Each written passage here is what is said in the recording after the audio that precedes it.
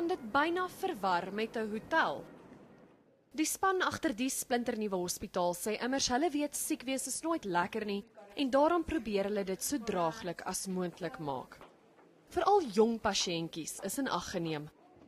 Alles in die kindersale is kleiner om hulle nie te intimideer nie en hier is beddens waar een ouer teen geen ekstra koste nie saam met hulle siek kind kan oornag. Ook vir medisy is die 'n gesogte werksplek. Van die hoogs gespesialiseerde dienste wat hier aangebied word, sluit in onder andere neurochirurgie, hartchirurgie en dan ook elektrofisiologie wat baie skaars is in die privaat sektor in Suid-Afrika. So ons is werklik bevoorreg dat ons sulke vlakke van dienste by hierdie hospitaal kan aanbied. Net om dit in perspektief te stel, die ontwikkelingskoste van hierdie hospitaal was R3.2 miljoen per bed. Normaalweg in die industrie op die oomblik is die gemiddelde koste tussen 2 miljoen en 2.5 miljoen per bed. Die lewe word ook makliker gemaak vir hospitaalpersoneel. Verpleegsters hoef nie heen en weer te hardloop tussen sale nie.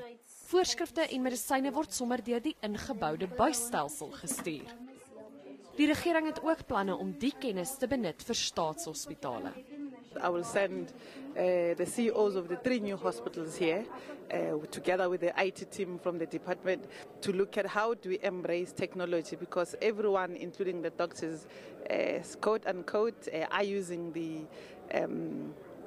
IT to talk to patients and also to get patients information. Pasiënte se data soos ekstrale en mediese rekords word elektronies gestoor. Mediese personeel by die hospitaal het dan te alle tye toegang daartoe by hulle eie rekenaars. Daniela van Heerden, Unies, Centurion.